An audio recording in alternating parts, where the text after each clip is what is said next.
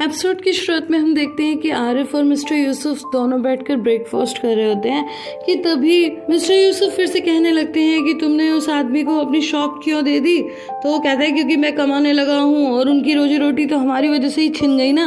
तो मिस्टर यूसुफ कहते हैं कि तुम्हें तो कर्जा भी चुकाना है, तलत का कहाँ से चुकाओगे, अभी कितने खर्चे हैं। तो वो बोलता है कि मैंने उसका कर्जा चुका दिया। तो बोलते हैं कैसे चुका दिया। तो वो बताता है कि उसने किस्मत से लेकर चुका दिया। तो वो कहते किस्मत ने दिए तुम्हें पैसे। तो कहते हैं क्यों, आप उससे जाकर पूछोगे, उसे याद दिलाओगे। तो कहते हैं कि नहीं, मैं क्यों याद दिलाऊंगा जब तक उसे खुद याद ना आ जाए, ऐसा कौन करता है। लेकिन तुम बहुत भोले हो, तुम्हें वो आदमी बेवकूफ़ बनाता रहता है, आरिफ बेटा यूं करता रहता है।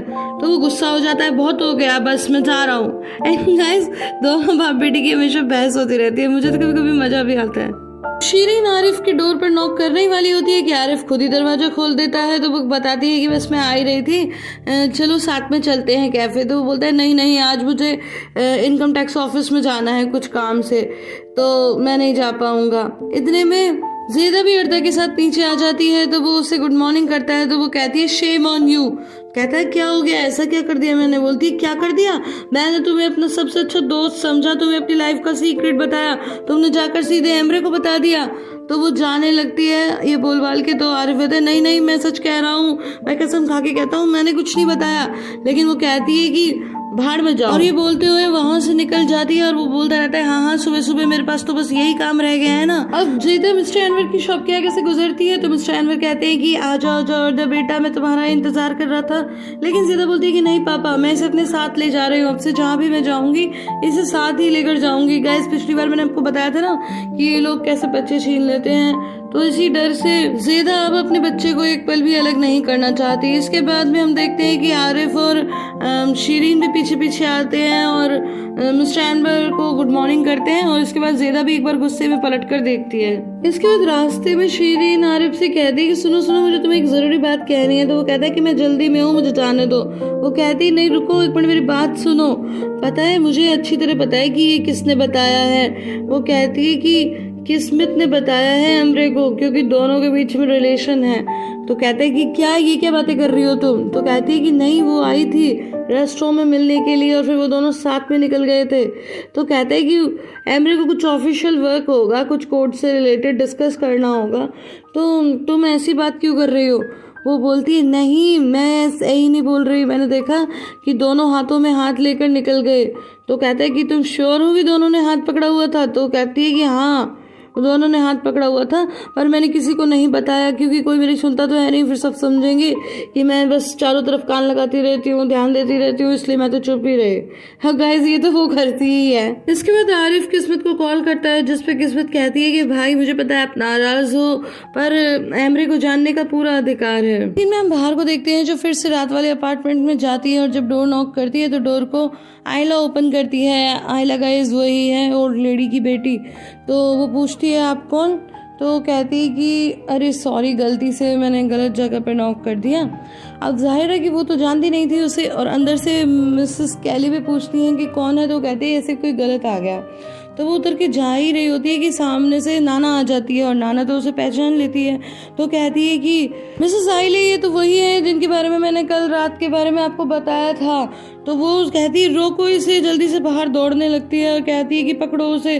तो नाना उसे पकड़ भी लेती है क्योंकि दरवाज़ा बाहर से खुलता नहीं है, मेन गेट। तो इसके बाद में बाहर के अंदर एकदम जोश आ जाता है और बाहर उसे पकड़ लेती है कस के और कहती है कि सुनो, अगर तुमने कुछ भी बताया ना तो मैं पुलिस को बता दूंगी कि तुम यहाँ पर ऐसे ही रह रही हो, तुम्हारे पास वर्क परमिट नहीं है, फिर तुम्हें तुम्हारे कंट्री वापस भेज देंगे और तुम टर्की कभी भी नहीं आ पाओगी। इसलिए अच्छा यही है कि तुम चुप रहो और अब मुझे ये बताओ कि वो पॉट कहाँ है। तो वो कहती है कि वो पॉट तो मैंने फेंक दिए, पास जो शॉप है ना उसके डस्टबिन में फेंक दिए।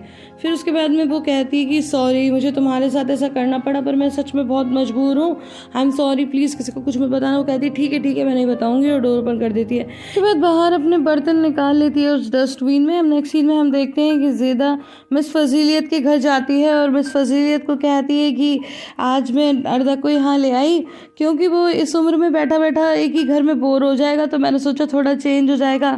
तो मिस फजीलियत कहती है कि हाँ हम पहले मिल चुके हैं, लेकिन तुमने पहले बताया नहीं कि तुम इसे लेकर आ रही हो, मुझे ऐसे अच्छा नहीं लगता, पहले पता होना चाहिए।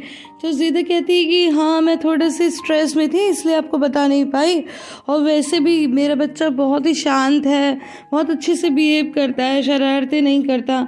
गाइस वो बेचारा तो कुछ भी नहीं करता, बस मुंह लटका के खड़ा रहता है।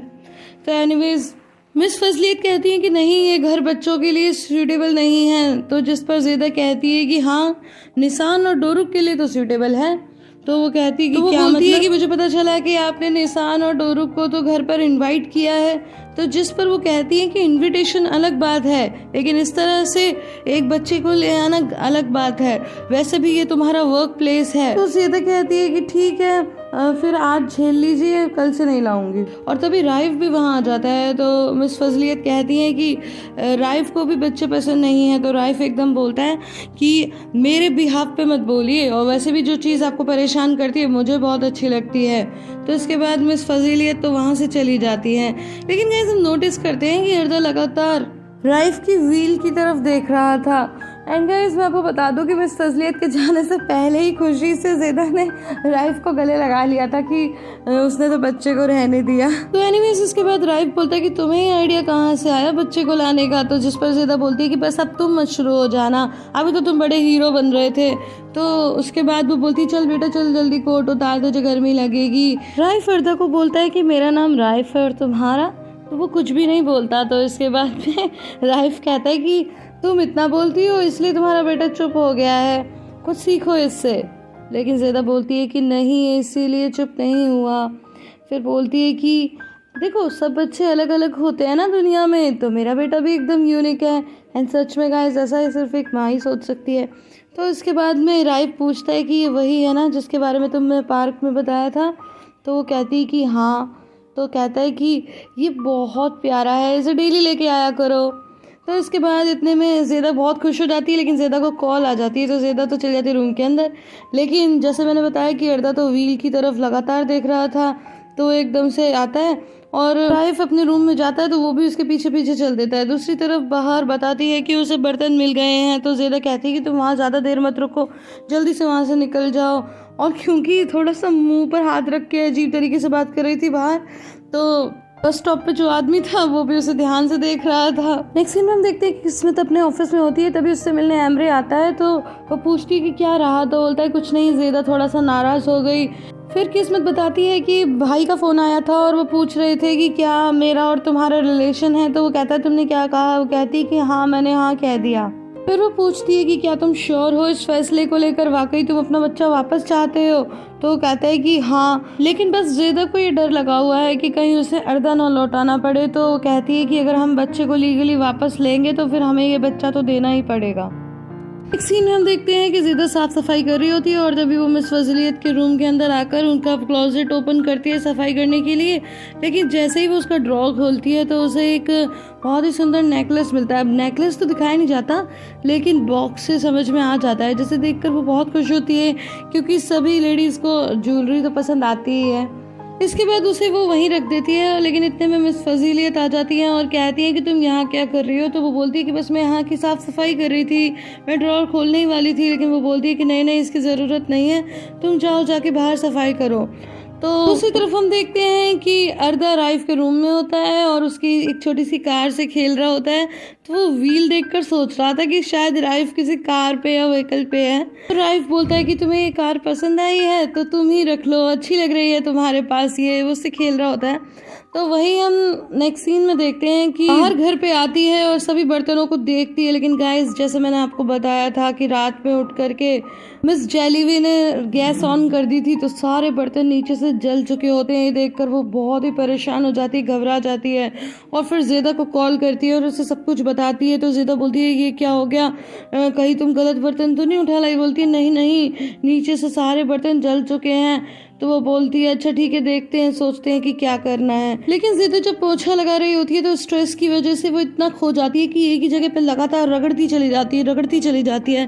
तो वहाँ पर तभी राइफ आता है। राइफ बोलता है कि ये क्या कर रही हो, ये फट जाएगा, अरे कितना रगड़ोगी, बार बार बोलता है। लेकिन फिर वो एक बार जोर से बोलते है कि क्या हुआ, कोई प्रॉब्लम है। तो बोलती है क्या हुआ, मैं बहुत स्ट्रेस में हूँ।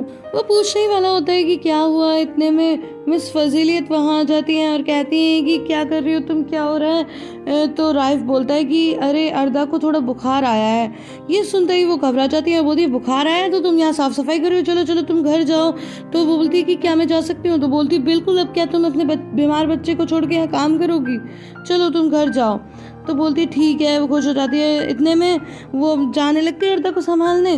तो राइफ मिस फजीलियत को टॉन्ट करने लगता है कि इतना ख्याल अगर अपने अपने बच्चे का किया होता तो आज ये दिन नहीं आता, लेकिन आपको तो पार्टीज करने से फुर्सत ही नहीं है। तो वो बोलती है कि नहीं नहीं बेटा, ऐसी बात नहीं है, मुझे कहाँ पता था कि ऐसा होगा। तुम्हारे पापा ने फोन पे मुझसे कहा था कि कुछ भी सीरियस नहीं है। तो वो कहता है हाँ मेरी ब्रेन सर्जरी चल रही थी। ऐसा वो बहुत कुछ बोलता रहता है, लेकिन तभी एकदम से ज़ेदा वहाँ आती है और जोर से चिल्लाती कि बस बहुत हो गया, आखिर तुम चाहते क्या हो इस महिला से। मम्मा आप कुछ कहती क्यों रही हो, माना तुम्हारा एक्सीडेंट हुआ, तुम्हारे साथ बुरा हुआ, लेकिन एक तुम ही नहीं हो जिसके साथ ऐसा हुआ। बहुत से लोगों के साथ बहुत कुछ होता है। लोग अपने बच्चों को भी खो देते हैं, इसके बाद भी जीते हैं, खुश रहते हैं, खाना खाते हैं, हंसते हैं, सारी चीजें करते हैं। हर कानून की एक लिमिट होती है और हर सजा की भी एक लिमिट होती है। अरे अब आजाद कर दो अपनी माँ को। और मुझे तो ये समझ में नहीं आता कि वैसे तो आप इतनी बड़ी राइटर हो, इतनी समझदार हो, लेकिन आपको ये बात समझ में नहीं आ रही। आप उदास हो क्योंकि आपका बेटा घर से नहीं निकल रहा। क्यों नहीं निकल रहा घर से? क्योंकि उसके हाथ में खिलौना है और वो उससे खेल रहा है, जैसे चाहे वैसे मरोड़ रहा है। वो आपको अपना खिलौना बनाए हुए है। ये सारी बातें सुनकर वो दोनों तो एकदम शॉक में होते हैं और फिर ज़ेदा बोलती है कि चलो बेटा चलो यहाँ से चलते हैं। और उसके जाते ही जैसे ही वो जोर से दरवाजा बंद करके जाती है तो मिस फजीलियत तो पूरा हिल जाती है। सच में गाइस, इसलिए तो मैं कहती हूँ कि ज़ेदा ही इस कहानी की रियल हीरो है, क्योंकि असली हीरो वही होता है जो सच को सच कहने की हिम्मत रखता हो।